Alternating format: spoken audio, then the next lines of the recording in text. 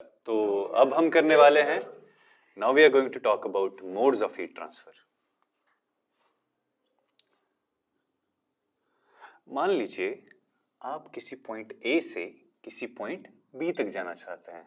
Let's say आप अपने घर से किसी बिल्डिंग पे जाने हैं, तो आपको यहां से यहां पहुंचना है। अब यहां जाने के कितने रास्ते हैं? लेट्स से आप जा रहे हैं बाइक का यूज करके, आप जा सकते हैं बस का यूज करके, ठीक है।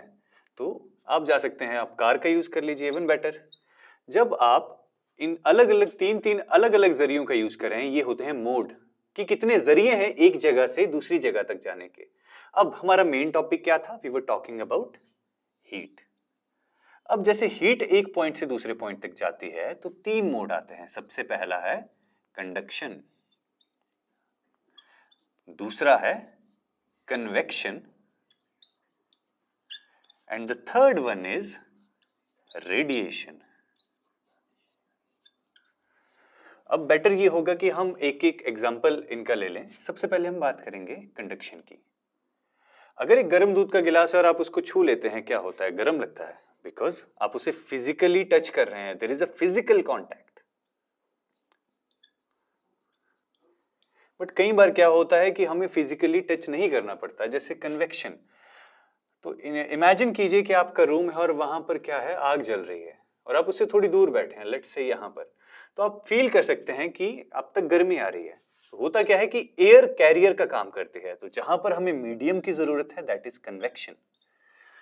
और अब जब आप धूप में बैठते हैं तो क्या अर्थ और सन के बीच में कोई मीडियम है? There is no medium. वहां पर क्या होता है? There is vacuum. जब हमारे पास कोई मीडियम नहीं है तो वहां पर हम बोलते हैं कि रेडिएशन है। ये तीन मेथड हैं जिससे हीट एक पॉइंट से दूसरे पॉइंट तक जा सकती है।